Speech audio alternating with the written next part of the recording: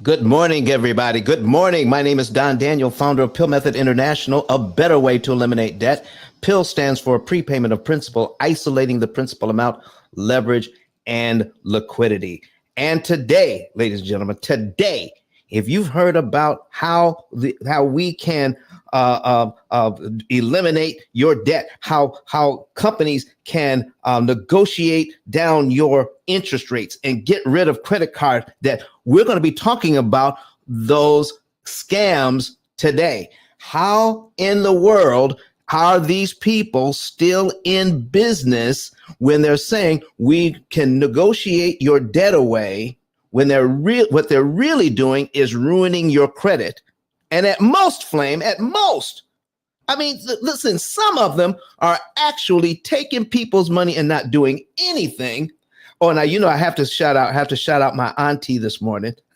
Good morning, auntie from California. She's up early. All right. Listen, got to shout out my auntie. Listen, Flame. I want people to know that you're highly respected. You're highly regarded. You are, you've got 2 books out on the subject on credit. You're America's foremost credit expert. Tell the people in your own words who you are and what you're going to bring to them today. Mr. Flame Newton, everybody. And you're muted, Flame. Definitely, I appreciate it. I appreciate everything that you just said. Man, for the people that don't know me, my name is Flame Newton. And with that being said, as he stated, I'm the author of the School of Credit series, Learning Master. Also, I'm a humanitarian, right? I like to give back to the people in any way possible, shape, or form. But before we begin, I think it should be up front and it should be understood. My knowledge and expertise in this credit field did not come from your normal activity, basically meaning from, I didn't go to Harvard or Yale, so I do not have any type of financial degrees. I don't, right? So let's get that. I like to put everything on the forefront first because I hate whispering, I hate snickering, I hate behind the text, and I hate all of that stuff, right? So with that being said, one thing about your audiences, Mr. Don, is that your audience can smell things that's not right. So I like to be upfront with people so there is no hidden agendas. I also don't have any type of expertise pertaining to credit where I had bad credit and I fixed my credit up and fixed my family's credit up and became some type of credit guru. I don't have that neither. So let's eliminate those first 2 fields out of the way from initially. I actually came into this game in the back door. So I was a person that was not up to par, right, in American standards. I was a person that came into this game because I was a person that stole identities for a living. So if you ever met an identity thief before, if you never met one, hi. I was a convicted identity thief. And I did so in such a way that sent me to federal prison. Now, with me saying this, all of my expertise is because I've did this before, so I can recognize it and I can see it. And so what you guys are going to get from me, there's 3 things that you're going to get that comes out of my mouth today. Number 1, if I say anything out of my mouth, that means I've did it. Number 2, that means I've done it. Or 3 means I'm currently doing right now. So I can always talk about it from that particular aspect of things. And as well as I like to give you real life examples about stuff that actually that you guys can use in your day-to-day activities in life. Other than that, man, listen, I'm excited to be here today. We got a lot to talk about, man. While we over here today, man, I'm fired up. I don't know about you, but I'm fired up today, baby. I'm fired up. Listen, if I can find out if you fired up like I'm fired up, listen, if you can go to the comment section or even the chat structure, and I need you guys because I'm filled up. I like fire emojis. All I'm asking you to do right now is put that fire emoji in there for me. Put that fire emoji in there. Let's see that fire emoji. Let's erupt this place with fire emoji. I got to see that fire emoji. Let's hit it. Let's hit it. Let's hit it. Let's hit it. Let's hit it. All right, everybody, you heard him. Put the fire emojis in the comment section over here on YouTube. If you're listening to us on Clubhouse, you will soon, in just a couple of seconds here, the audio will be off. Come on over to YouTube so that you can watch and hear. We're going to keep the room open. We're going to have the link at the top of the page for everybody else who wants to come in to YouTube. And when you get here, please hit subscribe, like the videos, and comment. All right, come on in. All right, Flame, listen, man, listen. Could you do me a favor? And people tell me that I'm pretty much low key, and I need some energy this morning. I need you to fire up the room. Okay, I need you to fire up the room so that we can start talking about this, because right now, it is important for people to know that we are going to be identifying debt relief company scams. And folks, who better to identify a scammer than someone who used to do some of the same stuff? He's going to tell you what to look for. He's going to tell you how to avoid it. He's going to tell you what they're really doing behind the scenes. I talk to so many people who are with these companies, and they're not doing a doggone thing, Flame. So will you fire up the room and tell them what is the very first thing they need to look for when they're thinking about a debt relief company, somebody who's talking about they're going to do a settlement for them? Tell them what's the first thing they need to do after you fire us up. Oh man, listen, man, I'm telling you this morning. So here's some things that I'm going to talk to you guys about this morning when it comes to this debt settlement stuff, how the guys know how you guys actually can view it, how you can actually see it before it even happened, right? One of the things is that you guys have to ask questions, meaning that if you're the person that is getting ready to go into this, right, you got to ask questions, right? Asking a lot of questions. The moment that anyone feels uncomfortable about answering any questions that you may have, that's what we consider and what we call a red flag. Let's throw it up, red flag, right? That's a moment that you see a red flag. Anytime somebody is looking and they're feeling uncomfortable about your asking the questions, that, my friend, is called a red flag. But first, before we get into all of this, I like to make sure that I like to set a precedent, and I like to make sure that I give rules. Right? There are two rules in credit that you must know. You must know, and then you're going to see an overall effect about how this works for you. There's two rules in this. Listen, there's only two rules that you have to understand, two rules that you got to know. The first rule in all of this credit stuff, in all of it, right? When it comes to your bills, your debt, all of this stuff, the very first thing that you got to know is how much does that debt cost you? Period. You got to know that. That's the first rule. We don't go anywhere because everything comes at a cost. It comes at a cost. You must know, what does that debt cost you, right? And Mr. Don Dane, he talks about it over and over and over again, right? How much does that debt cost you? Because as you know, that you can have a 20-ounce Pepsi. This is a 20-ounce Pepsi, right? And you can change locations of that Pepsi. And what it also do is change the price of that same exact Pepsi. So the same thing that it goes with that $20,000 that you're getting, it would, every time that you move locations with it, it would cost you more money. If I take that Pepsi and put it in the airport, that same Pepsi may cost you $5.99. But if I take that same Pepsi and put it inside of a CVS, it may cost you $1.79. So with that being said, now you're talking about a difference of $4.20 difference between the locations of where you put that Pepsi. It's the same way that works with this money. So when these debt consolidation companies, when they're opposing to you to give you money, you got to understand, how much does that debt cost you? But wait. You got to know rule number 2. This rule right here. I will promise you right now, I will get a whole bunch of thumbs down when you hear this rule. You do not take borrowed money to pay on borrowed money. Oh my goodness. Hold up.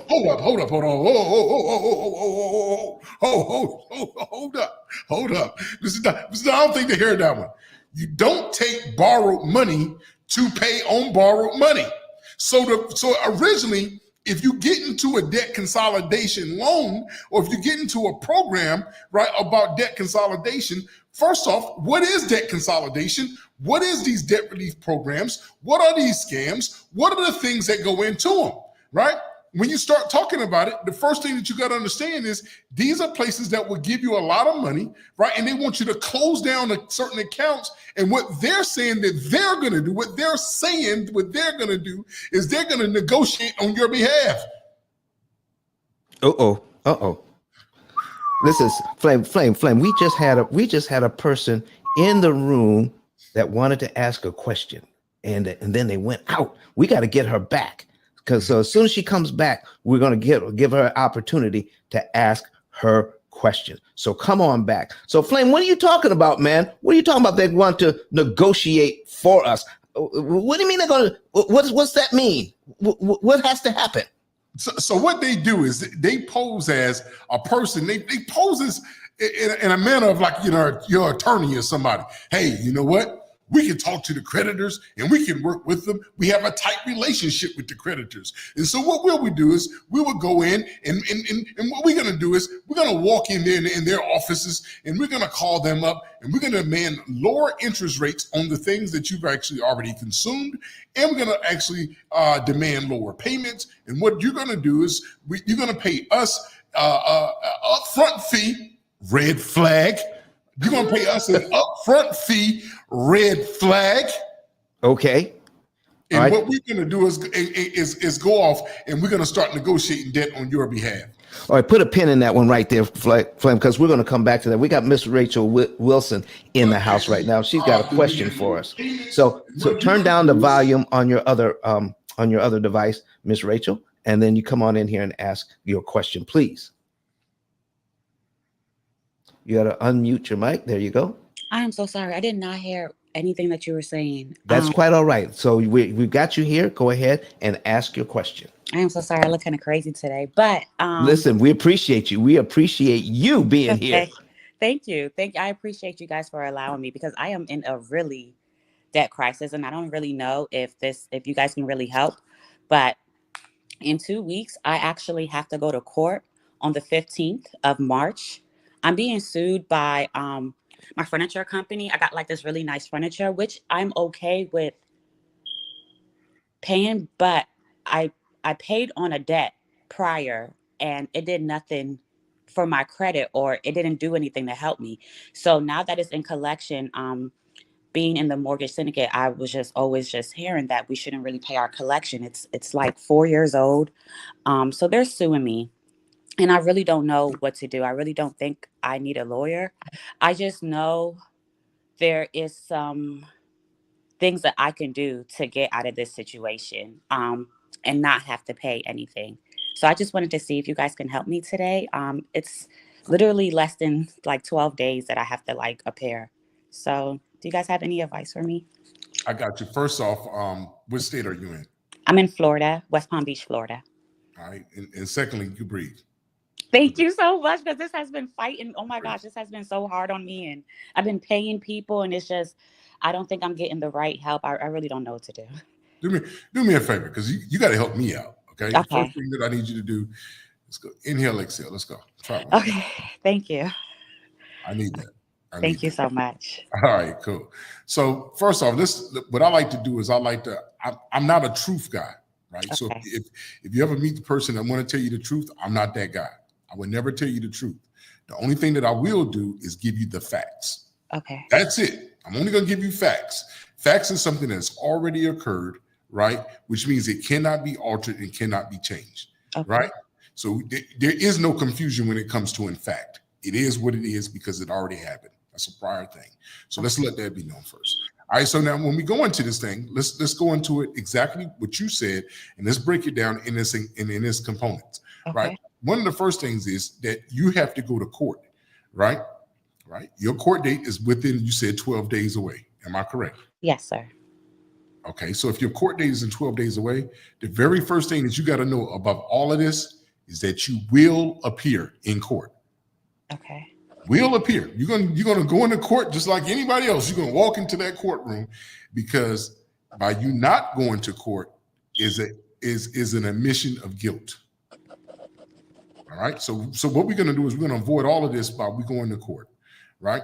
Secondly, is pertaining to them, right? What you want to be able to do is that when you walk into the court, right, they're going to be talking about this debt that you may owe, right, or they appear to owe. So let's break down these components, because what you mentioned in the conversation is you mentioned a word called collections, right?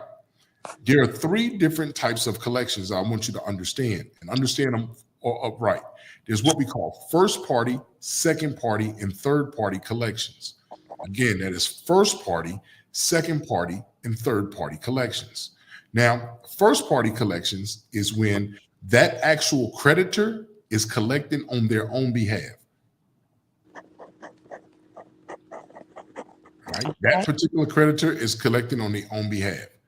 Second party collections is when that actual creditor contracts that debt out to a collector to collect it. Okay. And third party collections is when they bundle up their debt and they put it on the open market for other collectors to purchase these. And that's called third party collections. You can bundle it, they get it for pennies on the dollar. So in order to get pennies on the dollar, let's understand how this works. Okay. When it's pennies on the dollar, that means that this thing is what we call a charge off. Charge off means it was over 6 months old. Okay. Right? It's over 6 months old, 6 months or more, in order to be a charge off. But what happens with that charge off is that particular lender or that creditor wrote that debt off. So when they wrote that debt off, what they're saying is that they're not responsible for this debt anymore. Okay. Right?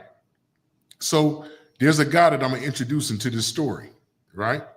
This guy that I'm going to introduce, let me just give him a name. I like names. One name I'm going to give him, let's call him Sam. I like Sam. Sam's a good name. So let's use Sam. And I like adjectives to describe people.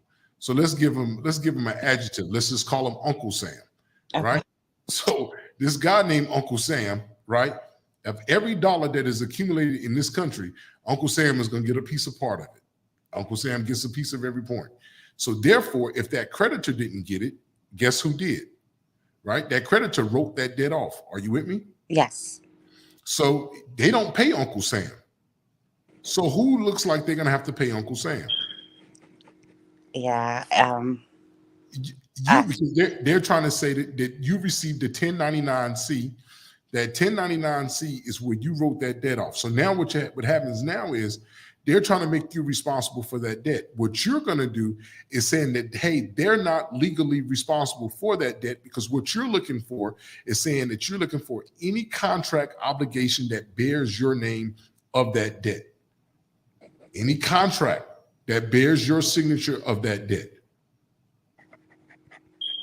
If it's first party collection, you know what they can actually do? Open the file cabinet and go get your contract. Okay. If it's second party collection, guess what they can do? Call that actual company and get that paper of that contract. But what happens? Can I jump in here, Flame? Yes, sir. First thing, when you're contacting them, what does the recording say? What does that recording say when they first talk to you? Any information that you give us, all right? So they're going to use it against you. Don't answer any questions. You're coming with questions. Don't answer any. Okay? You're coming with questions. You're not there to be asked questions, because anything they ask you and you answer, okay, they're trying to get you to say that the debt is yours. Okay. So first of all, remember that. I got that from Flame. Okay. Wow. So I cannot admit to the debt, right? Never admit to the debt. Okay. You're not admitting to the debt, because is that debt legally and lawfully yours? No, it's now going to a company called Calvary. All right. Like, did you sign a contract with Calvary? No. So they have no existing contract. So in the I guess when they served me, they had. Look at you! Look at you. Keep going. Thank you. I've been doing my research on this. When they served me, they provided the Synchrony rooms to go contract. So I have been doing my research, but it's been off of YouTube, so I really don't know how well it's going to work. But I have to ask them to provide the actual contract from them with the collection, the new collection company, or I guess the second party collection company. They have to provide a signature that I agree to a contract with my signature present, right? I don't want you to refer to them as a collection company or a Okay. collector or any of that. What I want you to refer to them as the company that is suing you. That is Okay. it. So what we're not doing is we're not putting them on any pedestal, saying, hey, where is the contract that I have with you? Right? And they're saying that, hey, we're collecting on behalf of that debt. I understand that. I completely understand that. My question again is, where is the contract that I have with you?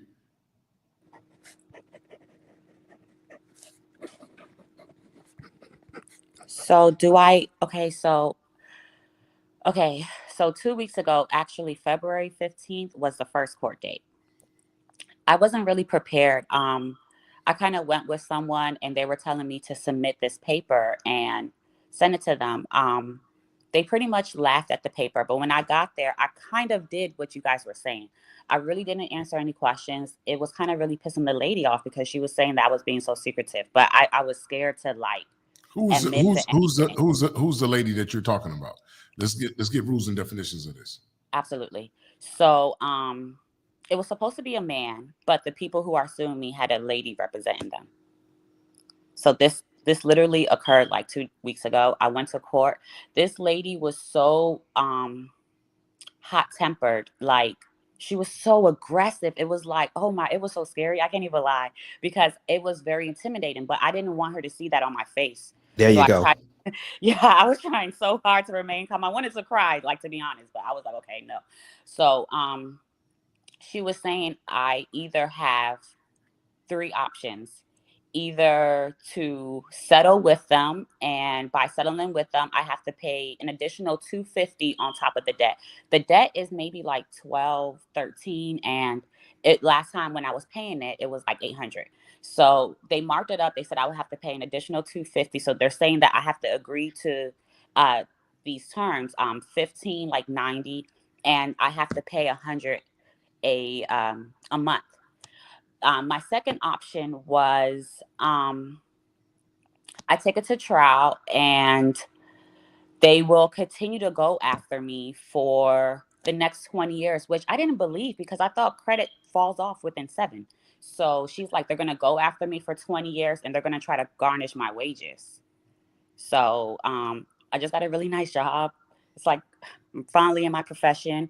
I just graduated college and I'm finally like doing what I'm going to school for. So it's like really hard. Like I'm just getting out of the hole. You cannot do that. I'm a single mother.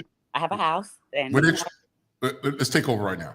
What they're trying to do is they're trying to intimidate you. Yeah. Right. And first off, you did a great job. Thank you. Now you did a great job by you standing your ground right there. Listen, if you guys are listening right now, because we're having a private conversation on the public platform, what I want you guys to do is put a hand clap emoji inside of the chat, inside of the comment section. Let's get a hand clap emoji for her trying to, because these creditors, what they're trying to do is try to impose their will on top of you, right? They're trying to intimidate you. You notice everything that you told me was everything that was in their favor. They gave you nothing that was actually in your favor. You know what I'm saying? We understand that. Look at you. You see what I'm saying?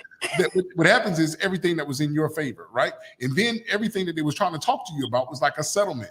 Settle this. They're trying to get money out of you, right? But one thing that they didn't do is give you any contract that bears your signature that shows anything that accumulates this. So guess what?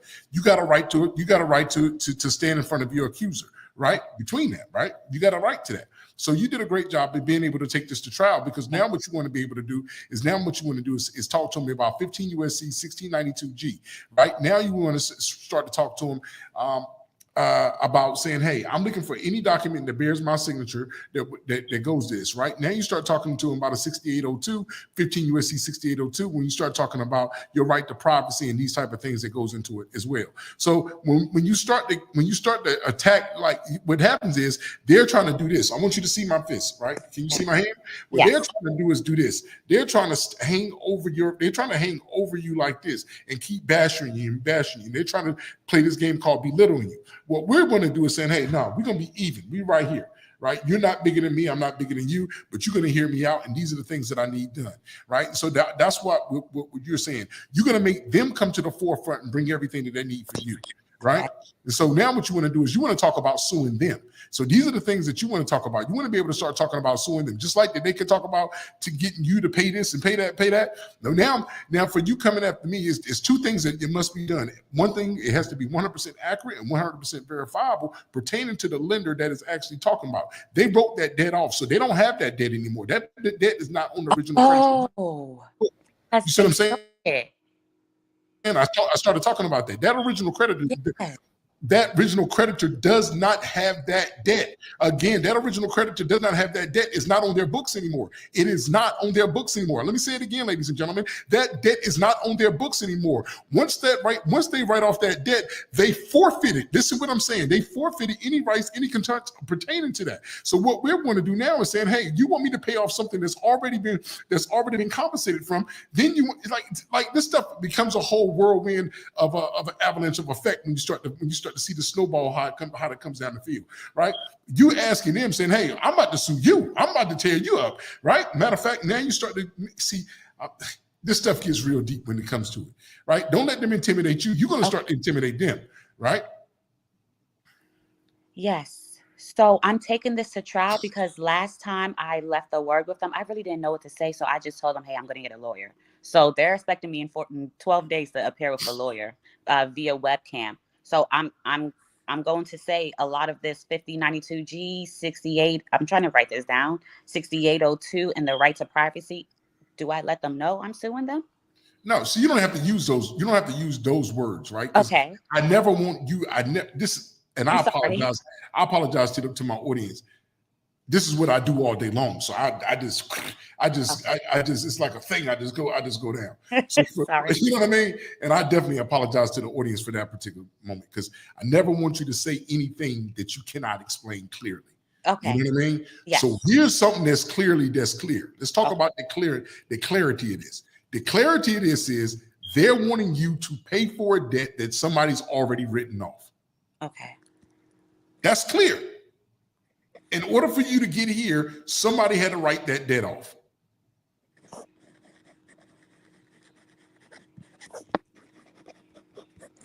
What is also clear is any contract that bears your signature.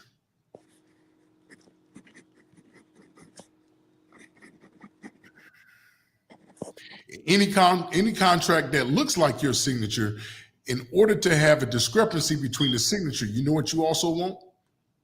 Okay. What do I also want? Original signature. Okay. So it has to be the hard contract. Listen, due to the extreme amount of fraud and scamming that's going on in this country, I will want to see the original contract with the original ink, which I have a right to. Okay. Because we do have the right to see, and then when they do provide that contract has to be with the person who's suing me and myself in order for them to take this any further. Pretty much is what I'm getting from you today. Listen how this is going. They wrote that debt off. Okay.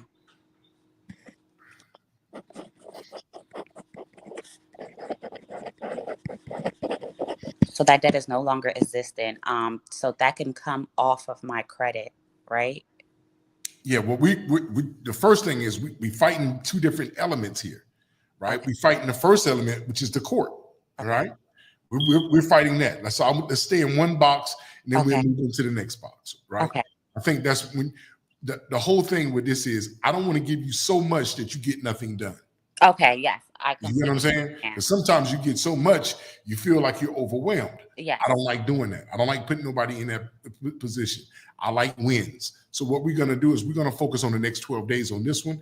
Then we'll continue the contact so we can go ahead and work on the credit side and do those things. You got me? Okay. Thank you so much. I really appreciate that. Thank you. No problem.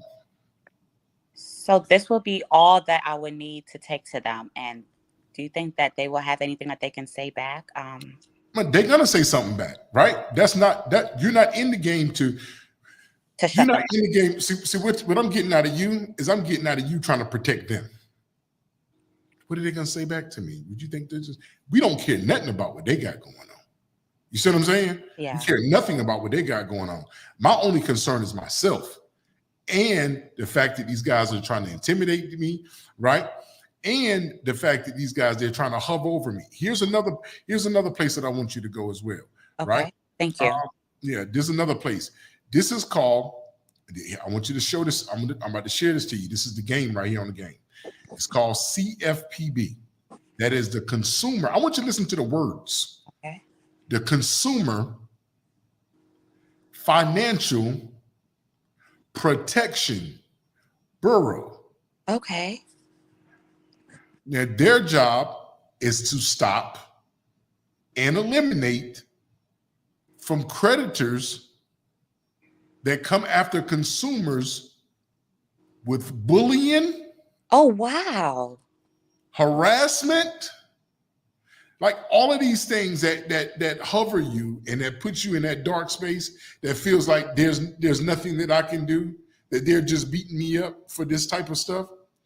They have, like I said from the beginning, I don't like to tell the truth. I like to tell a fact. The fact of the matter is that there's a place in this country under the FTC, which is the Federal Trade Commission. Underneath the Federal Trade Commission is the CFPB. CFPB is a stumbling block underneath the FTC that they have to follow all rules and governing laws pertaining to this. So their harassment tactics that trying to belittle you and make you feel less than, those are the people that you use to help you as well. That is a very good approach, because the way I was served, like at my home, like I just walked through the door and the person like came and they did that, and they were asking me a lot of personal questions. I didn't tell them that I was who they were looking for. I didn't want to confirm anything from that point, but it was like, were you guys watching my home all day to see when I would come home to give me these documents? Yeah, so what that person is, they use what they call a courier service, Okay. right? So where something that did occur that should have never occurred with you, but you didn't know, is right, is never accept anything from strangers. We learned that at a very early age. Never accept anything from strangers. So when that courier service was sitting out there for you, hello, I'm such and such, I'm looking for such and such. Listen, Okay. we at this house don't accept anything from strangers. But this is something that we got to get in contact with Miss Wilson about. I understand what you're saying. Yeah. But we don't accept anything from strangers. If they did not serve you correctly, then you can't. Are you with me? What I'm putting down? Yes, I can't believe I accepted this. Yeah. Oh my gosh.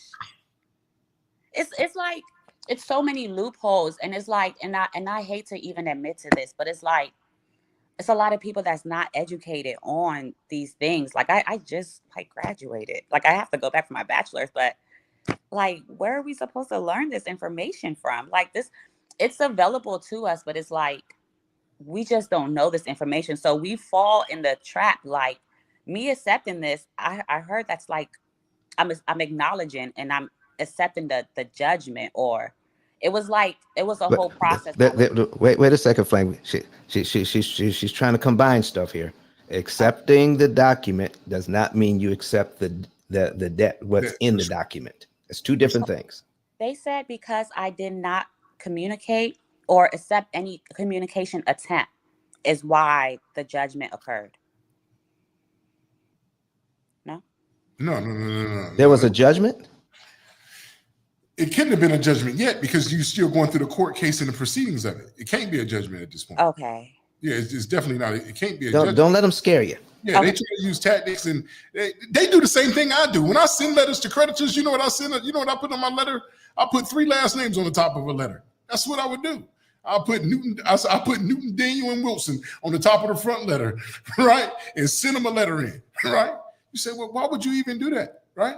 I just put a letterhead on it. I never said that I was an attorney. At no point in time did I ever said an attorney. But what I did say, this is Newton, Daniel, and Wilson, right?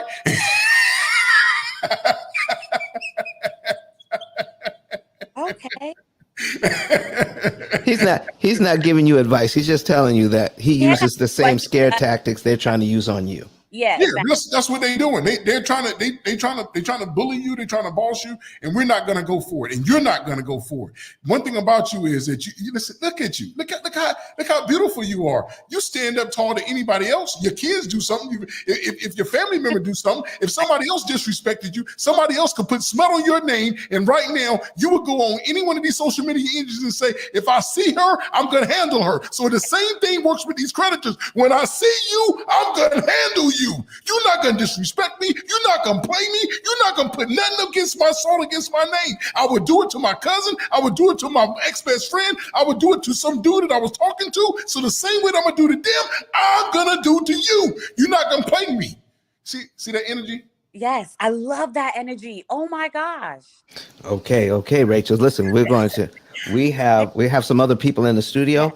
We're going to stay in the studio. All right. I'm sure your questions aren't fully answered, but just in case, Flame, just in case she has to leave, how does she get a hold of you so that we can, we're going to definitely put that in the private chat. But tell us how we can get a hold of you. Meetflame.com or flame@flamenewton.com. Okay. Either one of the two. So definitely. All right. So we're going to put those. We're going to put that. I think we still have those links from before. All right. Meetflame.com or flamenewton.com. Correct? No, flame@flamenewton.com. Flame@flamenewton.com. Got it. All right. That's your email. Yes, sir. All right. Meetflame.com is his digital business card. Meetflame.com. All right, is a digital business card, and flame@flamenewton.com is the email address. All right, so hang in there with us, Rachel. We're going to come back to you. So we've got Nabia in the studio. So Nabia, let's bring her to the stage. Something's not connected now. We did have her. We got to get her connected back. All right. So, right. Okay. While we're doing that, Flame, while we're trying to get folks connected, let's see here. All right, Rachel. While we're trying to get Nabia in because her devices aren't connected. They were, but they're not now. I can't make her be connected. So Okay. she's not connected. I'm sorry. I cannot make her be connected. No, I know. She has Okay. to do that. She has to do Okay. that. Yeah, that's we're waiting on her to do it. All right. So, okay. So Rachel, while Nabia is coming back in, she was in there, but she's not now. All right. So Rachel, so what's the next step? So she's got to go. So Rachel, you've got a court date. Yes. Oh, all right. Nabia's back. All right. All right. There she is. Nabia, Sorry about that, guys. what's going on with your question today? Okay, so I got a couple of things going on. I don't want to be here long, but Flame, you are on fire. I just wanted to say that. So I went to check my credit recently, and I saw where there was some communication, something on there. I never heard of them, and they said that it was in collections. I was like, I don't have anything in collections. I try to stay on top of my stuff. Anyway, long story short, I did call them. They wanted the account number. I gave them the account number as far as I could see it, and the last 4 were X'd out. And they said, well, we need the last 4. And I said, well, I don't have it. And I've never even heard of you. And so they said, well, give us your social security number. I said, I don't know who you are. You're not getting my Social Security. So anyway, they're trying to say something was in collection. So what I did was I went to my email, all of my emails to check in, put the name.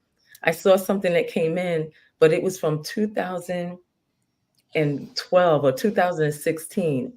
The account was closed because I closed it, meaning I paid it. So now how are you coming back in 2024? So I didn't understand what that was about. So and I'm not giving them my social. And if you can't tell me the last four of and you have my name, then why are we even having this conversation? All right, let's start from the beginning with this is right. Okay.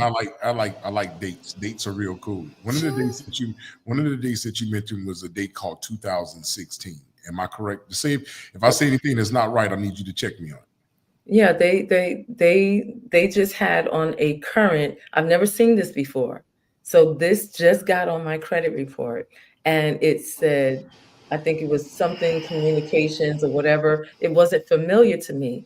The reason why it wasn't familiar to me because it was probably a cable thing I had back in 2016. Like I said, I checked my email, all of them, to see if who was the actual originator of this debt.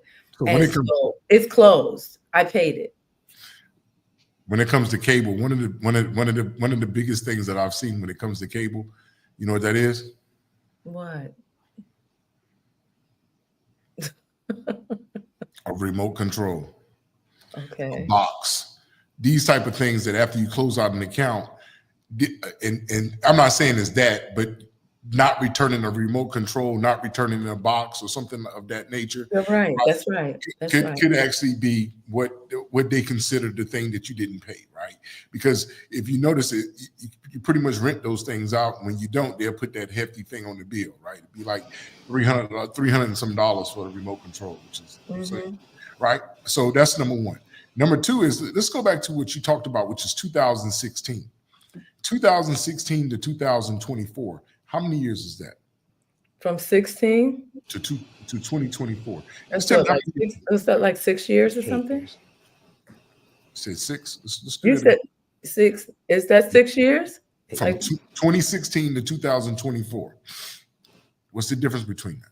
Oh, I'm sorry. That's like what, 8 years? 8 years, okay. Yeah.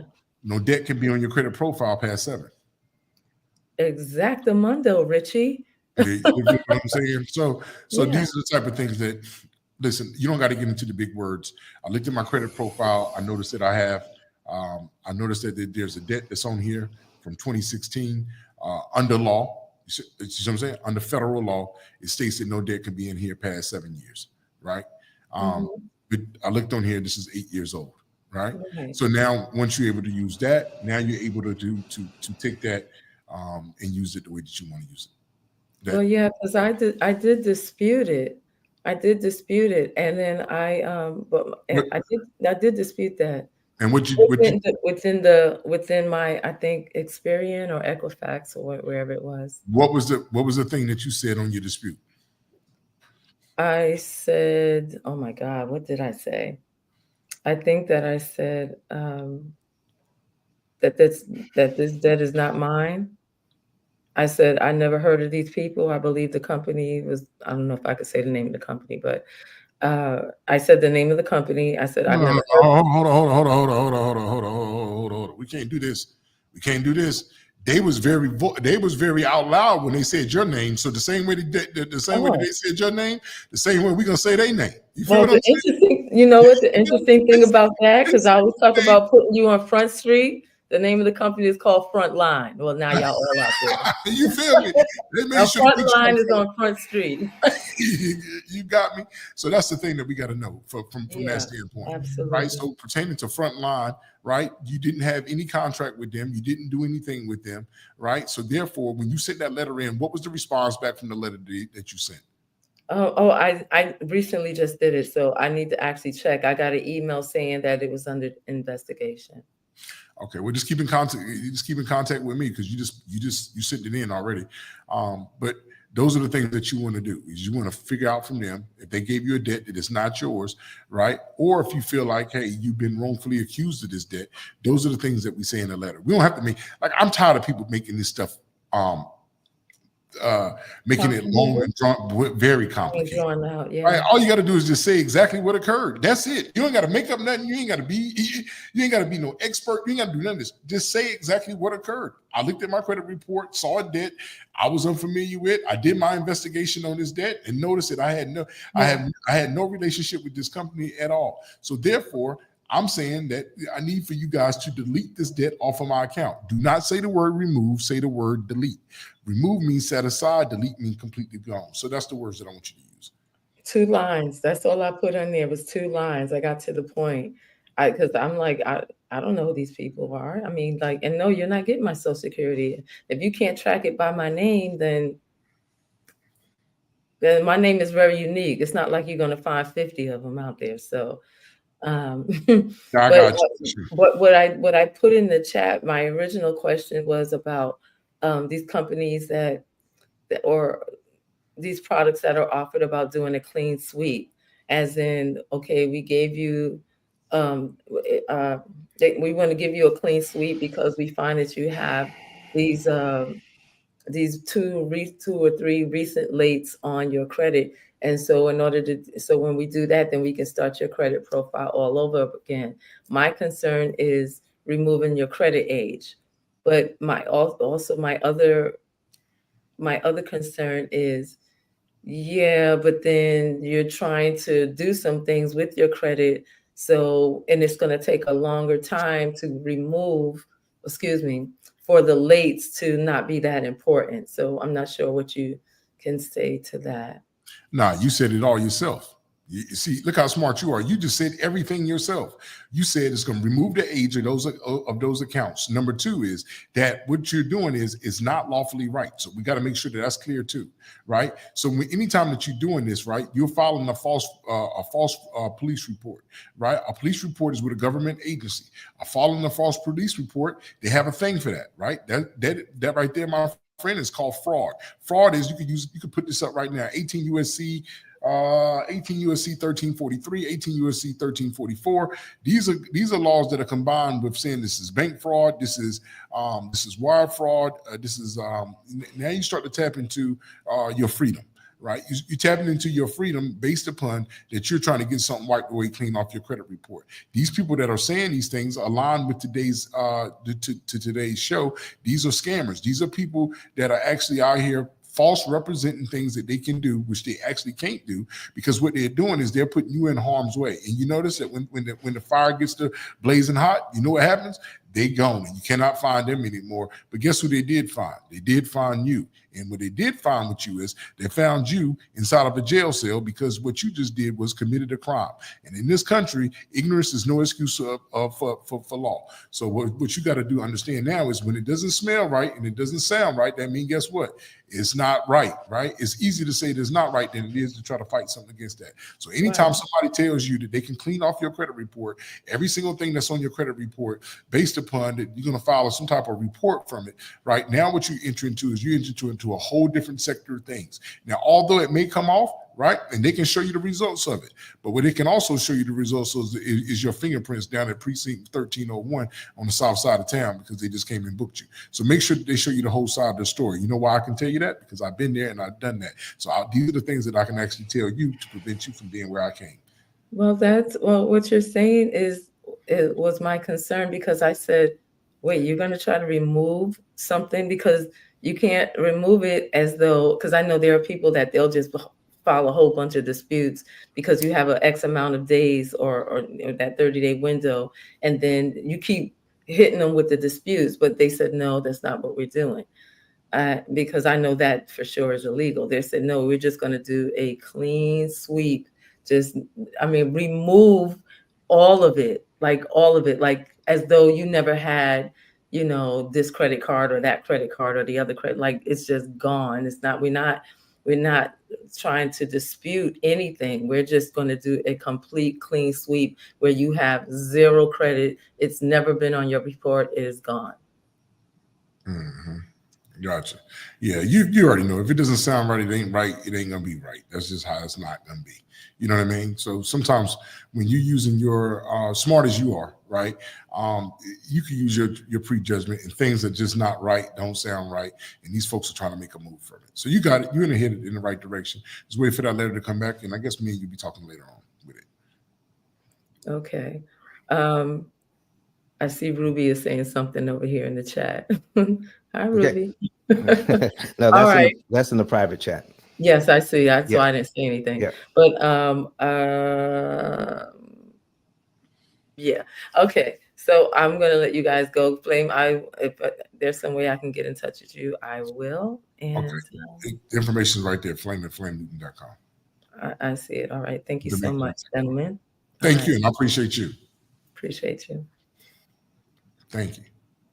All right, so let's Nabia hang out. If you've got a comment or question that we need to handle a little bit later, let's do that. Okay. Awesome. All right. So Miss Rachel, let's bring you back and let's see if you have any other questions. And anybody else that has any questions, come in here. Okay, thank you. So when the court date occurs, I'm going to take this to trial and let them know the information that you guys provided to me today and request for a full contract with my signature and the person that sued me. It definitely. Okay. And then, like you said, you could reach back to me, and we could definitely contact with each other outside of here as well. Okay. Okay. I'm looking forward to hearing from you. So this is how I'm gonna do this. I'll make it real simple for you. Okay. Send me an email at flame@flamenewton.com. You got me? Yes. All right. And so we got you covered. Thank you so much. No problem. All right, Flame. Listen, thank you, Miss Rachel. Thank you for coming into the show. Listen, anybody else that has any questions, go ahead and put your questions in the chat. But Flame, I've got some questions about these folks that say, I'm going to, you've got this credit card debt, and we're going to get rid of this credit card debt for you for pennies on the dollar. Pennies on the dollar. All right. You're going to pay less than what you owe. How does that work? How can a company like this negotiate with my credit card company so I can pay less than what I owe? How do they do that? Because that, my friend, that is called a settlement offer. What they would institute is called a settlement. What? Right? Is a settlement. Settlement offer. Yeah, settlement offer. Okay. Right? A settlement offer is usually where they make you pay 60%, 40%, 50%, 70% of what the cost is, right? Of what the debt is, right? And so what happens is, anytime that you take a settlement, I want you to understand the things that are in jeopardy when you do take a settlement, or if you choose to. One is that you eliminated that relationship with that particular lender. Right. So whoever that lender is, you put that particular relationship in jeopardy. Now, what do I mean by this? What I mean by this is that you got somebody that you let borrow some money. I'm talking about you, whoever you are, whoever that you fit for this conversation. I'm talking to you. You let somebody borrow the money, and let's give the number. Let's give them the amount of money. Let's give it a number, right, for the purpose of this conversation. And let's call it $1,000, right? You gave somebody that you that's a family member or friend. You gave them $1,000, right? $1,000 you gave them, right? I did. In a return for them to pay you back, right? Now, what happens over the course of time is they paid you back $200 and they never paid you again. So you have not received the rest of the $800 that they actually agreed to and said that they was going to pay you. Right? You agreed to pay for that $800 and you never did pay for that $800. Never did. So what happens now is you get to a point that where you're like, man, they've been ducking me, they've been dodging me. Hey, listen, this is what I'm going to do for you. Listen, bro, I understand that you're in a tight bound. You owe me that $800. Listen, man, at this point in time, it's been a year and a half and I ain't got no more out you. So what I'm going to do is say, listen, man, just give me $400 instead of the $800. And man, we'll let bygones be bygones. Right? Okay. Yeah. Right. So what happens now is you settled for 50% of what the debt was, what the debt was. So now that person that let you borrow $1,000, they actually lost $400 in the deal, right? They lost half of their money on the other end of in the deal.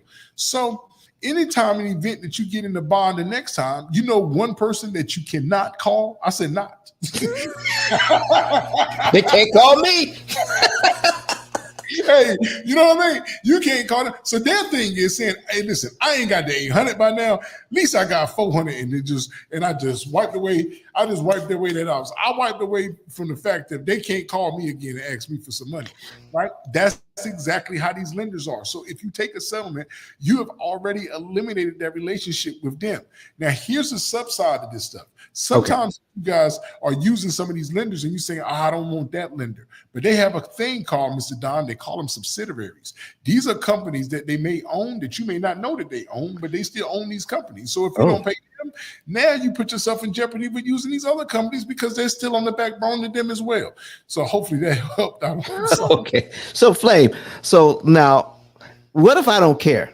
I don't care about losing relationship with these companies. Okay.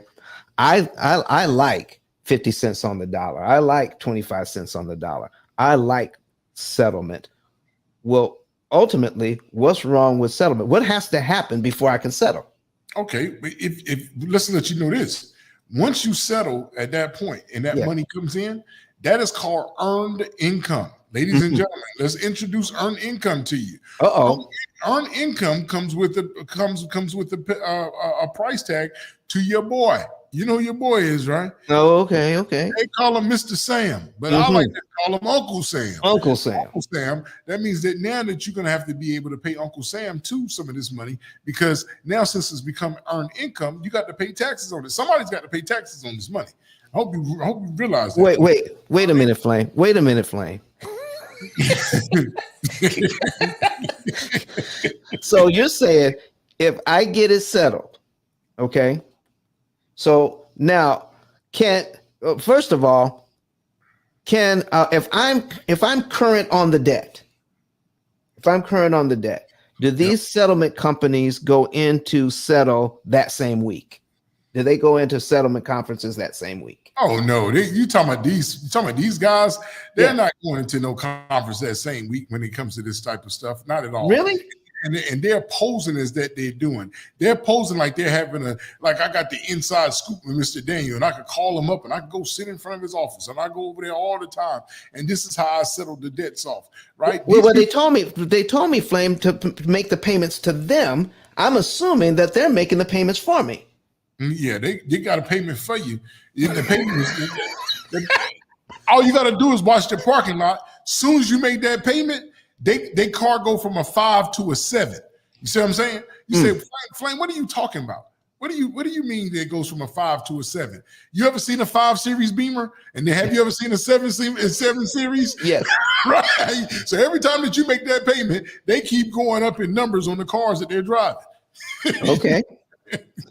All right. So here's what I want to finish this part up, because we got another question here from let's see, some Porcina Life. All right. So we've got a question from her. But listen, now, do they have to? What are they doing? Is I'm sending them money, and are they paying?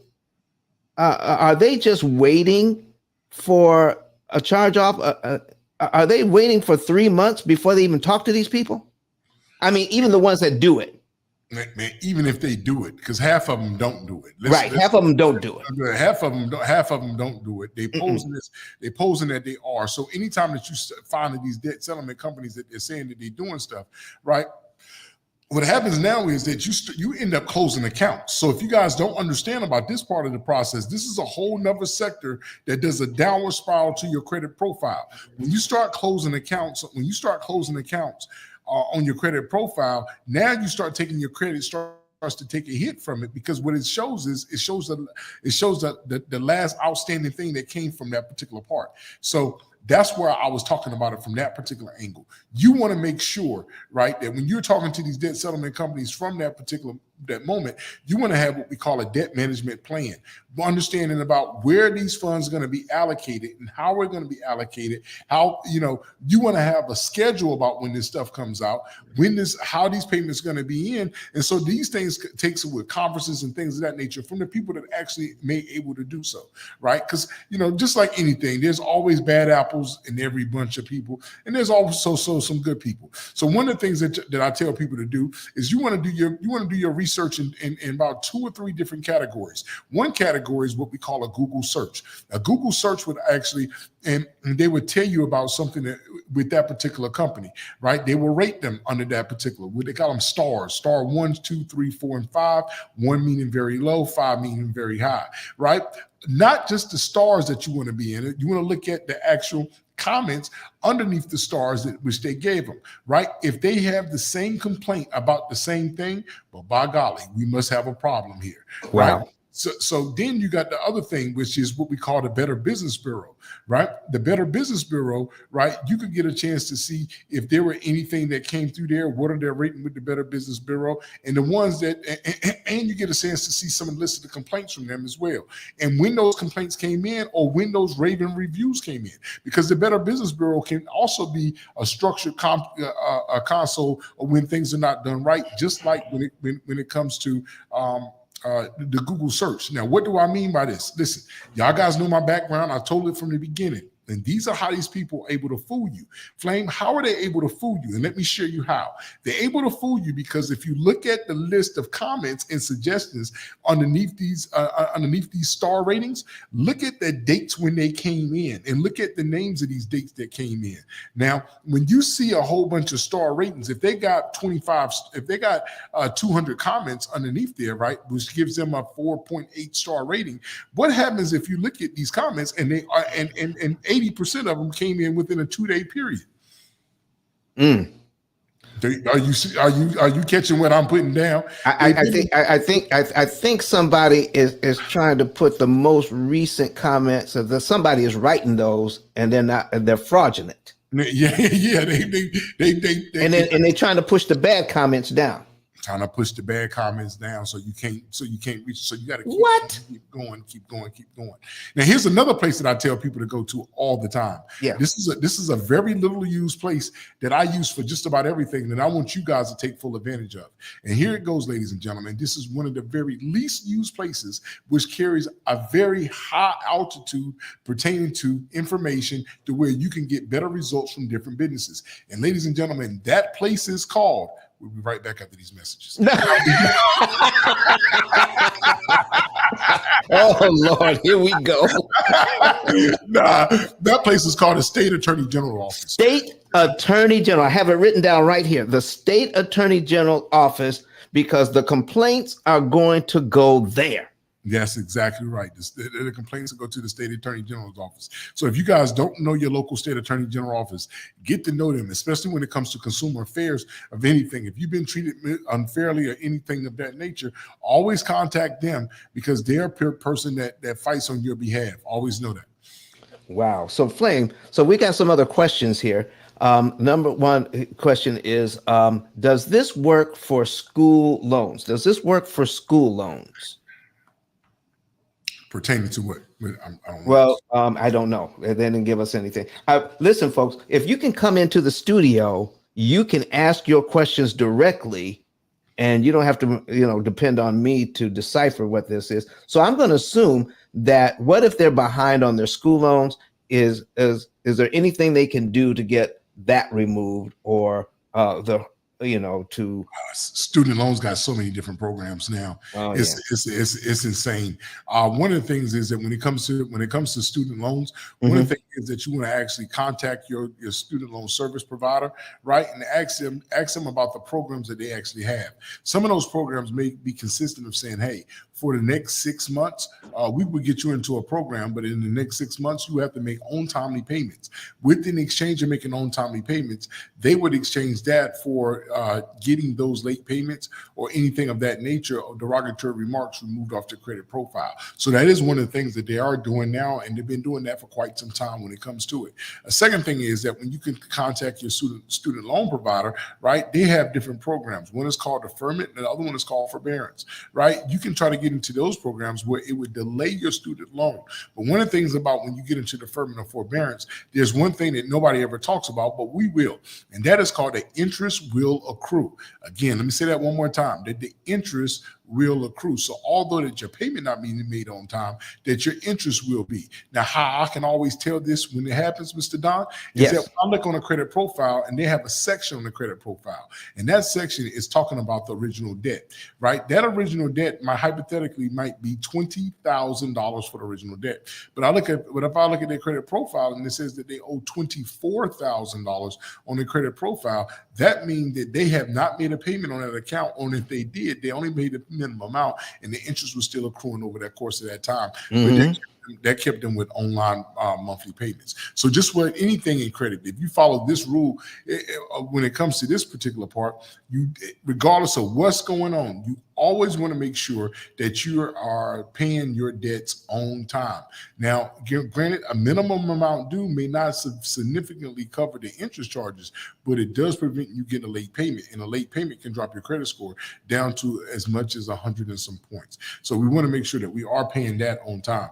And if you are getting into a situation where you want to get into a debt consolidation program of things of that nature, which I'm highly against under every circumstance, because that breaks the rule. And the rule again is, number one, you must understand how much money costs, and number two, you never use borrowed money to pay on borrowed money.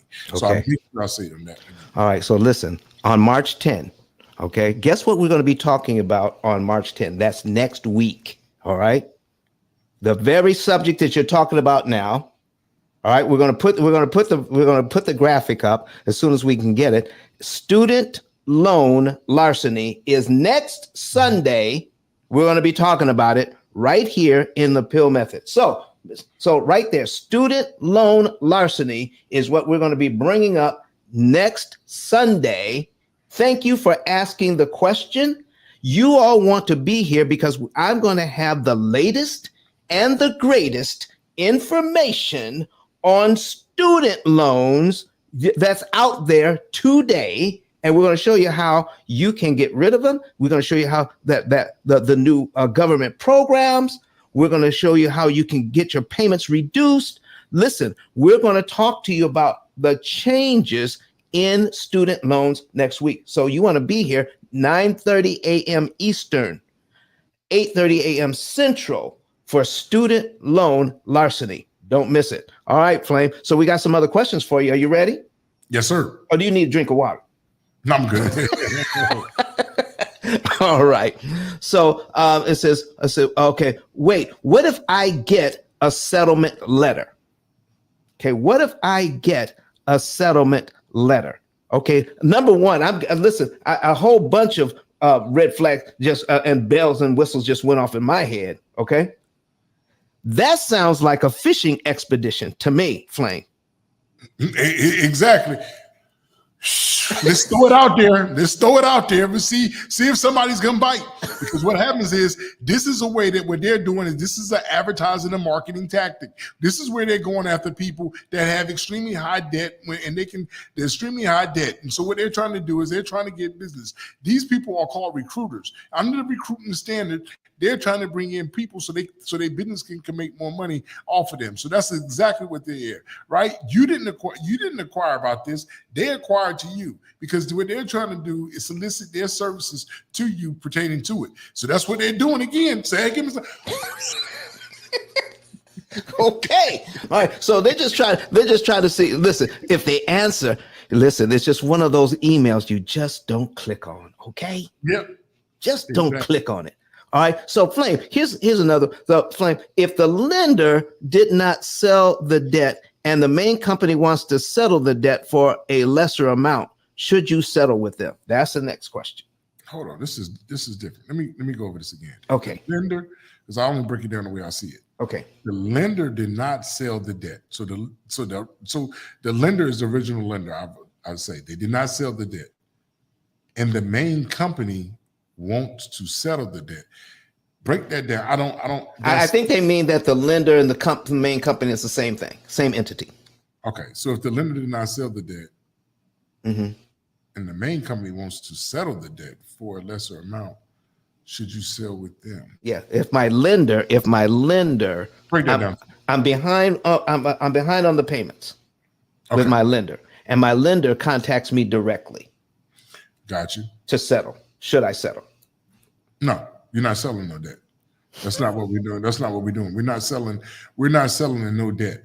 Because what happens is you could be in a situation where you can just have late payments. Miss Valerie, it's a whole lot missing in that. I wish you could come into the studio if you could do that for us, because it's a lot missing in that. Because if the lender, you don't want to settle the debt. It depends on what the debt is and all that kind of stuff. It's a lot of missing components in that particular question.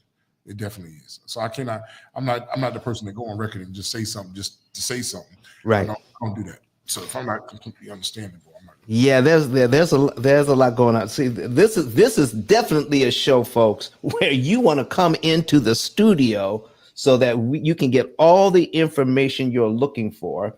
Click on the link, copy that link, and go and then make sure you click on that, and then it will take you to the StreamYard studio. Don't go back into YouTube. You want to continue on to StreamYard and come into the studio. You don't have to be on camera. You can just use the audio. But we like to hear from you so we can get your questions straight. All right? So sometimes it's just a little hard to understand. All right? And so let me see here. Oh, Brother AJ says, okay. Brother AJ says he's going to be here next week for student loan larceny. You don't want to miss that. Okay. And then let me see here. She says her son's that she'll have to get his info. Okay, she'll have to get into that. All right. So Flame, like I figured, some people are going to have to get with you a little bit later. We've got your links. We're going to place them back into the chat one more time, just in case people came in late. All right. We're going to put those links back in the chat so they can get to your business card. And you can get to his business card. You can get his email and contact him. And Flame, you're going to take good care of these folks, aren't you? Man, got to. You know what I mean? So you got to. And sometimes I have a knack for saying a lot of things that they don't want to hear. Right? Okay.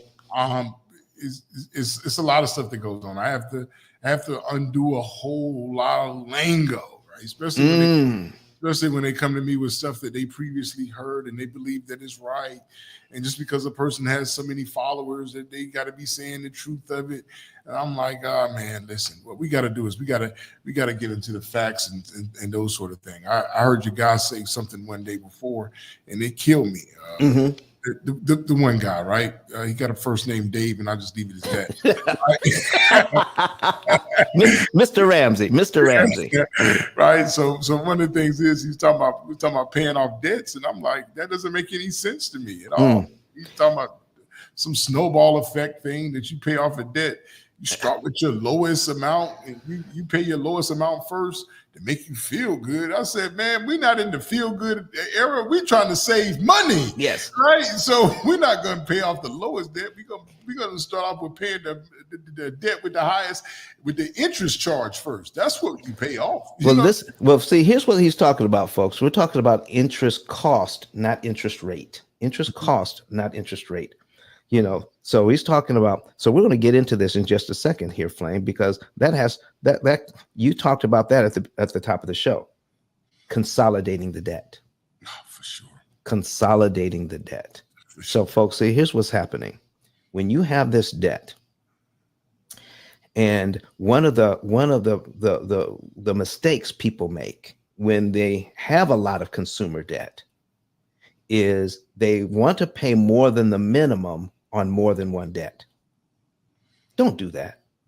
You've taken all of your money and spreading it out too thin on trying to pay on more than one. Gang up on one, even if it's the wrong one. Get one and focus on that one. Okay.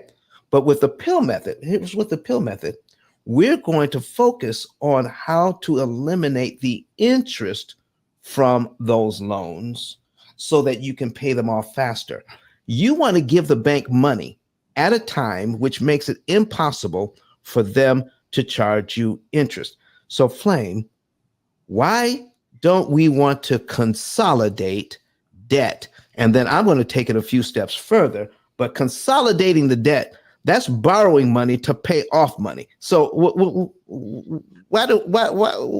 you got against that? For one is that anytime that you start borrowing something to pay off something that you borrowed, right? You enter into a category, right? My granny, she used to always talk about these two people, and she used to talk about them all the time. God bless her soul, Granny. I love for you. Thank you. And she used to talk about these two people. Now I'm gonna tell you about these guys, and maybe you guys know the story a little bit better than me. And she used to always talk about this guy named, hold on, I gotta remember his name. Name called Peter. Peter. And then there was another dude she used to always talk about, and his name was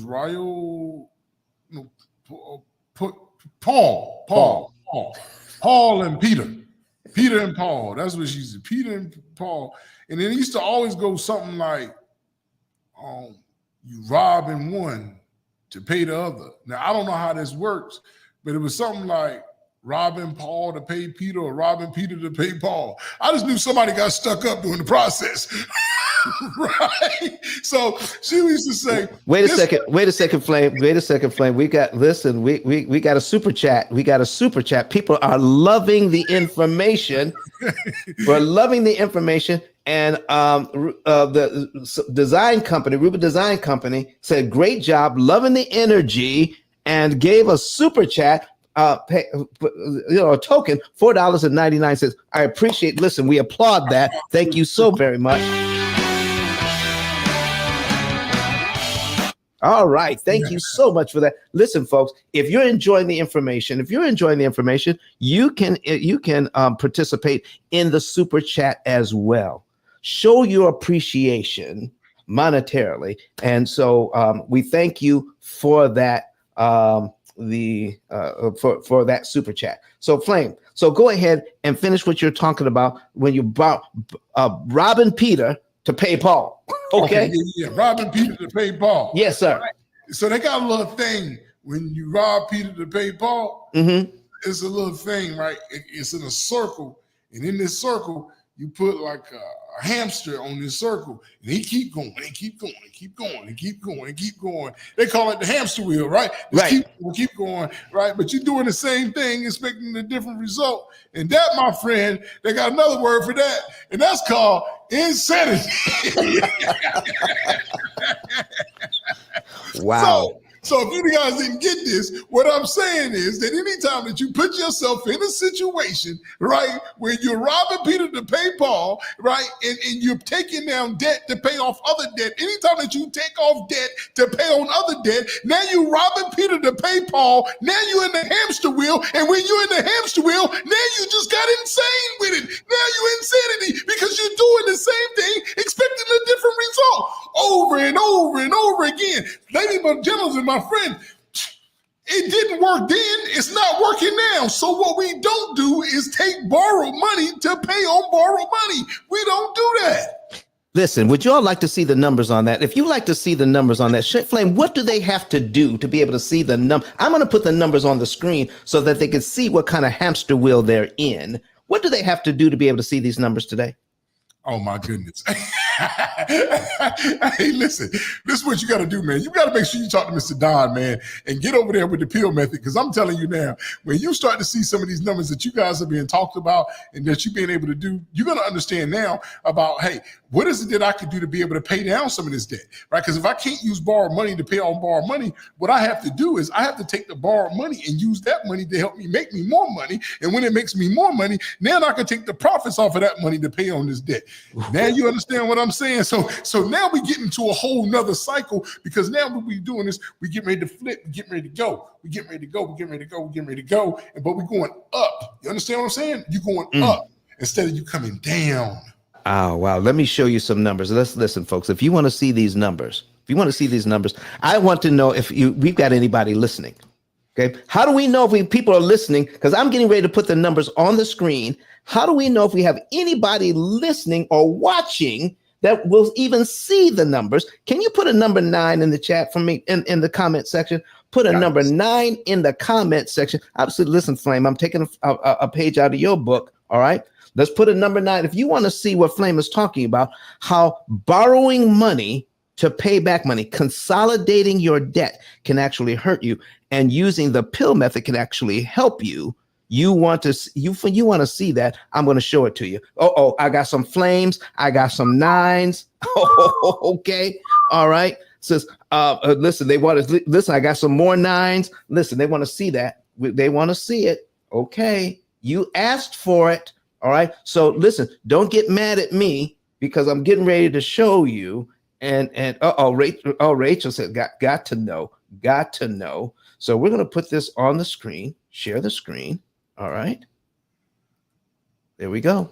Here's what I just ran into this week. I just ran into this past week. Okay. Somebody's going to borrow some money to pay off some high interest debt. How many of you have ever heard of that? Refinancing to pay off some high interest debt. Have you heard of that, Flame? Yes. Okay. Now, what it does, folks, is that you've got some credit cards out there that maybe you were late on, and now they've jacked it up to the penalty. You got a penalty interest rate of 25, 30, 35%. Your car loan may be 19%. And you're making the payments, but it's draining you. You're making the payments. And they're saying, if you will refinance this into your mortgage, and right now you may have a mortgage at 3 or 4%. But if you refinance it, now you got to take a 7% loan. Okay.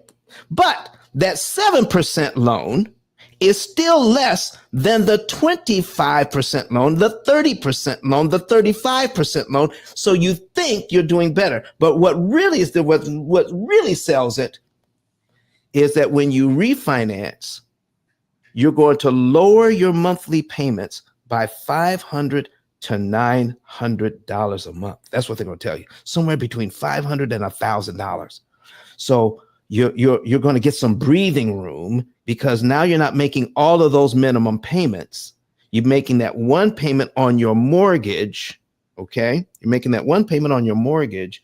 And then so that now you cut the amount of money that's going out each month by $500 to $1,000. Is that what you all are being told? You know, it sounds familiar, right? So here's what's going on. Let me show you something here. They had this loan paid down to $200,000. Okay. So they borrowed $40,000, okay, to pay off some of this high interest debt. But Don, it says here that they owe $250 now on the new loan. That's right, because now you have to pay closing costs on the new loan of $10,000. So you were down to $200,000. Okay. And now you borrowed $50,000, $10,000 for the closing costs, $40,000 to pay off those high interest bills. And you feel so much better. But Flame, you said now they got to pay that money back. That's exactly right. But guess what? When you roll it into your loan, ladies and gentlemen, guess what they do to you? Chances are, if you've been into this loan at least 7 years, that's when they start talking about refinancing and everything. Do you realize that most of the time, 99% of the time, they give you a new 30-year loan? And start it all over again. A new 30-year loan. So now you were in a 30-year loan. Now you're in a 37-year loan. Okay. But you feel better because they lowered those payments. Okay. They lowered those payments. Let me show you something about this 7% interest rate, ladies and gentlemen, because 7% ain't 7%. Right now, on a $250,000 loan, okay, they want $348,000 in interest. Is this number $348,773.60? Is that 7% of 250? Something ain't right, Mr. Don. Let's go over these numbers. Something ain't right with this. Because so what I do know is, Mr. Don, is that if you told me if I had $100 and it's something, if I went to the store and something costs $100, yes, right, and they told me that, hey man, this is going to be 7% on top of this $100, that means that when I dig in my pocket, I got to give them $107. That's right, $107. $107, right? So that also lets me know that if something costs $200, I would give them $214. That's correct. Is that correct, Mr. That's Don? correct. Okay, $14, right? Yep. And if something costs $50, and if it was 7%, I would give them $3.50, right? Exactly, $3.50. Okay, $3.50. So my question now is that total, that 7 and that 7 is 14, plus that 3, that's 17. That's 17 and a half. Right, but if that's 250,000, wouldn't it be 267,000? I mean, wouldn't it be $17,500? But when I look on here, it says $348,000. Yes, no, something's going wrong, man. Tell me. Here's what's happening, because it's amortized, Flame. Total interest paid as a percentage of principal is not 7%. It's actually 139.5%. 139.5%. Yes, sir. That's exactly what's happened. And it's legal. So right. They turned 7% into 139% all day. You know, I learned something with you new every single time, over all and over day. So now let's start paying back some of the money. First, the first thing is the closing cost. Okay. Somebody else got another question in here. Boy, I can't wait to get to the questions. You all need to come back in here and come into the studio and start asking these questions, because Flame, you started this mess talking about don't consolidate the loans. Okay. So here's what we're talking about. So let's pay back the first $10,000. That's what the closing costs on the loan that we rolled into the loan. Okay. Let's pay back the first $10,000. All right. So when you start paying this loan on this mortgage, the first $10,000 you borrowed, you got to pay that back. And guess how much interest you're paying on a $10,000 loan from the get-go? $1,458 every single the first month on the $10,000 part, because you're trying to pay back the first $10,000, right? Ooh. Okay, so now you pay $1,400 on that loan. So I need you to take a look at cumulative principal and cumulative interest. Okay, this is where we're going to add up all the principal payments and all the interest payments. So every month, here's how we're paying back that first $10,000. At $200 a month. That's what we're doing. And this is how much interest we're paying each month.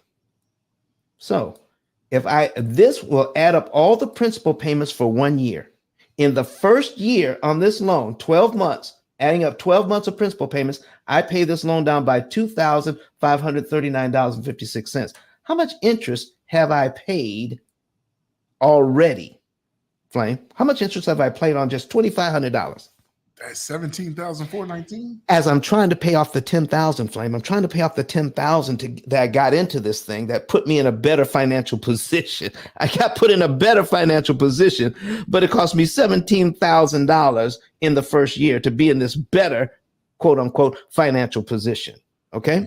So here's what we're going to take a look at, Flame. I'm going to skip all the way down to the first $10,000. How long does it take to pay off the first $10,000 that I used to roll into this loan? 44 months. It's 44 months in. 44 months in before I'm able to pay off the $10,000 that I used to get this new loan to pay off the other debt. How much interest have I paid on the $10,000 part? $62,000 Yes, sir. to be put in a better situation. To be put in a better situation. $62,937. So Flame, so you were talking about some numbers here a minute ago, right? So if I borrow $10 from you and you say pay you back $10, right? Yep. And you say pay me $10 interest on the $10 I borrowed, what interest rate is that? Now you said I ended up paying you $62 on $10 interest that I'm paying on top of this? No. I'm just talking about $10 now. Okay. $10. All right. And you say pay you back the $10 plus another $10. What interest rate is that? That's at 200% interest. Isn't it? Oh man, isn't it? So we're talking about 100% interest. For sure. So listen, if I borrow $10,000, Flame, and I pay that back plus $10,000 in interest, isn't that 100% interest? That's it. Well, Flame, what if it's $20,000 interest on a $10,000 loan? Now this is where it gets crazy right now. It's 200% now, right? Right. Well, Flame, what if it's $30,000 $30,000 interest on a $10,000 loan? 300%. 40,000? 40%. Oh, whoa, 400%? 50,000? 500%? 60,000? 600% interest? 600% interest in the first 44 months just to pay back the $10,000 to get into a better financial situation. And Flame, we're not even talking about, listen, we use this money to pay off some other loans that were 30 and 30%, credit cards and a high interest loan on my car loan and all of that stuff. But let's go down to the 50,000. By the time we pay back the $50,000, Flame, that we rolled into this loan, and you told us don't do it. Okay. By the time I get down to I paid back the $50,000. It takes 153 months. 144 months is 12 years. Mm-hmm. 144 months is 12 years. That's 12 years. 1, 2, 3, 4, 5, 6, 7, 8. 12 years, 9 months to pay back the money I rolled into this loan. How much money did they make off of me? They rolled at $200,000, over $200,000. $200,000 interest to pay back the $50,000 that I used to put myself in a better financial situation. Mm-hmm. And now I'm back to the $200,000 I had when I first started the loan. Every time. It's going to take me 12 years to get back to where I was before I refinanced it, and another $200,000 in interest on top of the 50 grand. That's 250 grand. And we're wondering why we're never getting out of debt. This is why Flame said, don't use borrowed money to pay back borrowed money. It's way too expensive, and people who have perfect credit even get trapped into this. It's going down that, what I call that thing, what's that animal that's sitting in that wheel and keep going? That hamster that you're talking about. Keep going. Whew. Okay. Listen, Miss Rachel came back in off of that one. She couldn't stay gone. How can you? Okay. Steve Mack's talking about Peter and Paul. You know what I mean? Wow. Miss Rachel, what you got to say to us?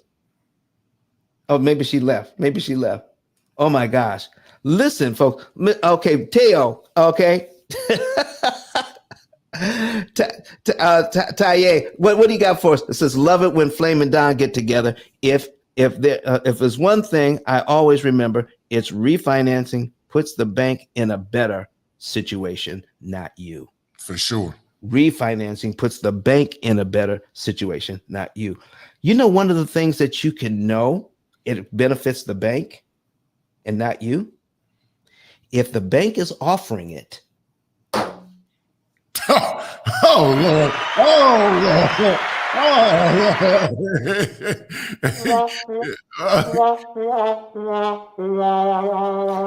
If the bank is offering it and they say it's you putting you in a better position, don't you believe it?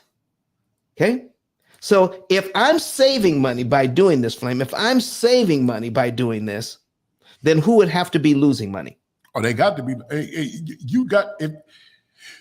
What happens is people don't understand that particular part, and you say that all the time, Mr. Don. Yeah. Right. If they're telling you that they're saving you money and they're saving you money, what come behind it is you're saying that the banks is somebody's got to be losing money, so the bank is saying, "Oh, we're going to take a hit," right? I used to do it. I said, "What do you mean that the bank is going to take a hit? The bank is never going to take a hit." I was in the store the other day, Mr. Don. Yes. Off subject, same topic. You'll catch it in money. Mm-hmm. I was at Home Depot, and Home Depot had some refrigerators, right? And they said 50% off sale, right? 50% off for these refrigerators, right? And I was like, "Oh man, that's a great deal." I said, "You do know that when they sold it to you for 50% off, they still doubled their money?" Wait a minute. Wait, I'm confused, Flame. I'm confused. I said, if I get it on sale, how do they double their money? Because they paid, because it's what they paid for it. They buy it so much in bulk that $200 that refrigerator that costs $1,000. It costs $1,000. They actually paid $200 for that actual refrigerator. They paid $200 for that refrigerator. So when they gave it to you for 50% off, they still made $500, but they still made an additional $300 on top of it, what they paid off of it. So they still doubled their money off of this stuff. That's what I'm telling folks. These places lose money. Flame, we lost your video. Oh. We lost your video. Can you hear my audio? Oh. I got your audio. We lost your video. Let me bring Miss Rachel in, ask her question, and then maybe you can go out and come back in. Okay. Cool. You got your link? Okay, great. Miss Rachel, how you doing? I'm doing good. I was just in the audience. I kept getting knocked out, so I came back in. Oh, you came back in. Did you I have don't want to deter the conversation. Oh. But I do have credit questions. But well, go ahead with your question. Come on. Okay, but he was on fire though. But okay, so yeah, he lost his video. He's got to fix it. Okay, so it will be similar to the conversation. Then I have a question that's not. Okay. So the P.I.L.L method that you were mentioning, that's my ultimate goal right now. I'm trying to quickly pay off my mortgage and quickly pay off my car. The example that you shown with the loan, that's exactly what's happening in my loan. They're only applying like 200 or not even to the principal. Everything is going to the interest or the taxes or the escrow or insurance and stuff like that. Well, with the P.I.L.L method, we tell you exactly how much to pay and when to pay to save interest. Can I show you something simple? This is not the P.I.L.L method. I'm just going to show you how they're charging you what they're charging you. Would you like to see it? Yes, absolutely. Okay. Now, and then we'll show you what you can do to get out of debt even cheaper. But I need your help on understanding this. Okay. So now we have on the very first payment here, Miss Rachel, how much money? So I need you to take a look at the top, the headings. Principal, we got interest, we got cumulative principal, cumulative interest, and principal balance. You got that? Yes. In the very first payment, how much of that money goes to principal, paying down the loan? That's crazy. $204.93. And how much goes to interest? $1,458.33. Do you think that's too much money for them to make? That's way too much money. We're paying the banks. It's like we don't even own our home. It's the bank home. So it's like $100,000 loan. Yeah. To get to 90,000, that really is like a 5 to 10 year period. Exactly. So here's what we're talking about is is if we pay this, this is the money that gets subtracted from our loan. So now we're paid down to 249,000. We start out at 250. Now we're at 249,795.07. The bank uses this number to tell us how much interest we pay on line 2. So if you ever ask you a question, all you have to do is look to the next line. Okay, we don't have to do any math or anything. Okay. Because I see things in pictures and patterns. Okay. So now we're going to do that. And so this will tell us how much interest we pay on the next line. So now our payment on the next line is what? How much goes to principal? $1,400. No, Principal $206.12. And the interest?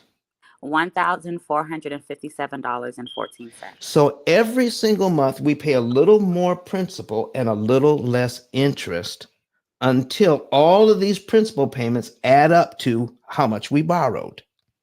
Isn't that a great program for the bank? Wow. Okay. So the bank uses this. Now I'm going to ask you another question. Have you ever been taught anything about how lending actually works? No. No, nobody has. Not your real estate agent, not the person who sold you your mortgage has been taught how this loan actually works. I'm going to teach you in about 5 minutes more than they know, more than all the real estate agents, wherever you live. Okay. About this, unless they've been watching my videos. And by the way, you want to start watching the P.I.L.L method videos, okay? Okay. All right. Yes. So let me show you how this works, and we're going to work together on it. Okay. So I'm going to make my first payment in January, and I'm all done. I'm all done with my payment in January, correct? Yes. My principal payment in February is how much money? It's $206.12. Based on what you know to be true, do I have to wait till February to give the bank $206.12? No, you could pay it anytime in January. All right. Well, if I have it, I could pay it in January, just like you said. Okay. And guess what? All of this money would go to principal. So I'd be paid down to line 2 in January, wouldn't I? Because they have to subtract the 204, pay the interest, and then I'm going to give them the $206.12. So I'm paid down to here. Once you pay that interest in the first month, they can't charge you interest anymore that month. Do you know that? Oh, wow. So you're saying to pay it a month in advance? No, I'm just saying if you give them this money, Yes. you're paid down to here. Remember, I'm not explaining my program. I'm just teaching you how they charge money. Okay. Okay? I completely understand. Okay, so we're going to give them this, so we're paid down to here, correct? Yes. So our next mortgage payment for February is on what line of the schedule now? It's on the line 3. In line 3. We're going to pay 207 and 1455.94, correct? Yes. In February. Yes. But we got rid of line 2, not for the entire payment, but for only $206.12. So payment number 1 is now touching payment number 3. Payment number 2 is gone. So what happened to this $1,457.14 on line 2? What happened to that? They can't charge you it. What? They can't? They can't, right? What do you think? They can't because you paid it, because the interest should be. Do you see why you have never been taught this in school? Yeah. Do you see why your real estate agent doesn't know this? That's crazy. Do you see why the person who sold you the mortgage doesn't know this? Because they would tell you by mistake. They would let the information out. So what if we did this? Miss Rachel? I pay my mortgage in January. And since I learned this, what if I said I'm going to give them the 206, the 207, and the 208? Okay. Okay. That's a little over $600. Do you know anybody who has $600 in a savings account? Do you know anybody? Okay. Yeah. All right. Could they take that $600, put it on the mortgage, and knock out this interest payment and this one and this one? And if they did that, they'd be on what line of their schedule now? Oh my gosh. Would it be line 5 or Yes, 4? ma'am.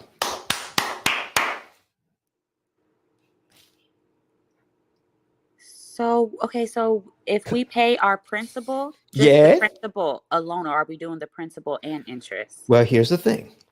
Once you pay, it's called prepayment. Okay. Once you make a loan payment, any money you give the bank in that same month is called a prepayment.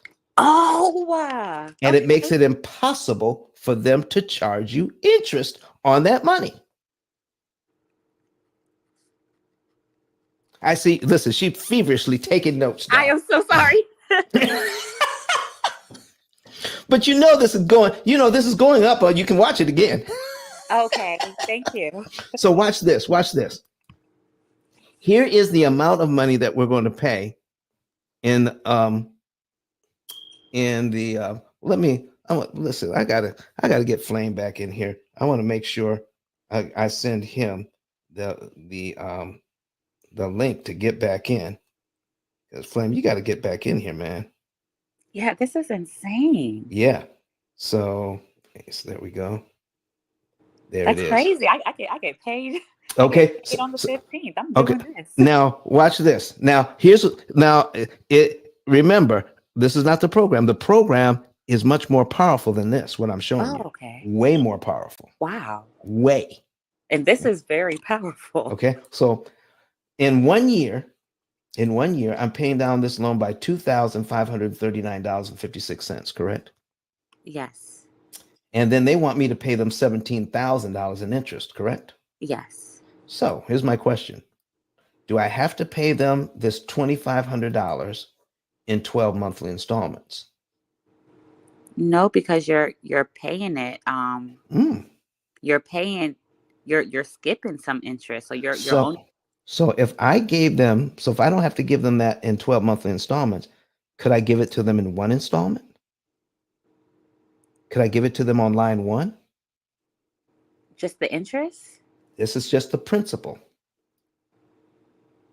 This is the Okay. principal. This is the amount that goes to pay down the loan. And you're saying, can you just give them the 12 months in one payment? Could I give it to them if I wanted to? I mean, I'm saying you could, but I don't think, like, my mortgage, they won't allow me to do it. Like, I tried to call them to make like a principal payment, Uh-huh. and they allow you to make a payment, but I don't know. It doesn't seem like it's really being applied to the principal. Well, see, here's the thing. You can do it. Okay. It's written in your mortgage papers. Okay. You have the right. It's called the right of prepayment. Okay. You have the right to do that. So let me ask you, okay? Let me ask you this. Let's say you got a lottery ticket. Okay? You found a lottery ticket on the ground and it was a winner. And you decided, you had this loan, okay? And you decided, I'm going to write them a check and to pay off the rest of my mortgage. Would they accept that check? Yes. So if you can pay it all off, how come you can't pay it off in chunks? I feel like they try to deter you away from doing so. Like, Well, of course they do. okay. Because I keep trying that. Like, and Do you want to know why? why? Let me Because show they you. don't want you. They don't want you to. They want you to pay the interest. Okay, 250,000. Do you see my calculator on the screen? Yes, sir. Now 250,000. That's where we started, right? Yes. This is how much principal we pay in one year. Yes. So we're going to subtract that. $2,539.56. Okay, equals 247,460.44. Isn't that the same number that's right here? Oh, wow. Yes. So we can pay down to there in 1 month. Oh my gosh. And what would happen to all the interest payments between line 2 and line 12? It would disappear. Exactly. So are you saying they're trying to discourage you from doing that? It's like they're trying. It's like you can feel that they're trying every route to, oh, we don't, we don't provide this option. The only two options we apply is to do it for future payments or to just apply to something, but it's like the closest thing to pay to the principal. You Right. always see that in parentheses. They Right. don't give you no other option. Exactly. So this is what we're going to do. We're going to make sure that you know this for sure. Okay, how to do this. But you can just see that it costs $17,000 to pay the loan down to right here, doing it their way, Wow. paying timely payments, on time payments. Give them this money up front. You're paid down to here in 1 month, and it doesn't cost you $17,000 to move your loan to right here. It only costs you $1,458.33 to do the exact same thing. How do you like those apples? I love those type of apples. You could Okay. be paid off your whole mortgage within a year. So we pay off we actually average paying off mortgages in 7 to 9 years. Okay. And get people completely out of debt, not just the mortgage, but all debt. This is why Flame was talking about don't refinance, don't consolidate. Use a system like this to pay off everything you have in 7 to 9 years. The average family has 13 different debts. I mean, they got a ton of consumer debt. And every time we see that in our office, guess what? We love it. We absolutely love it because we know what can happen when somebody has a lot of consumer debt, but they're paying their bills on time. They can get out of all of that debt in about 7 years. So why consolidate and pay 600, 700, 800% interest? Oh, wow. That's crazy. Okay. So here's what we're talking about. Let me put this on the screen for you. Okay. This is John and Rebecca Jones. This is what the program looks like. Okay. So I'm going to reset. I'm going to reset this thing. Okay. Reset the program. Okay. And there we go. Reset the program.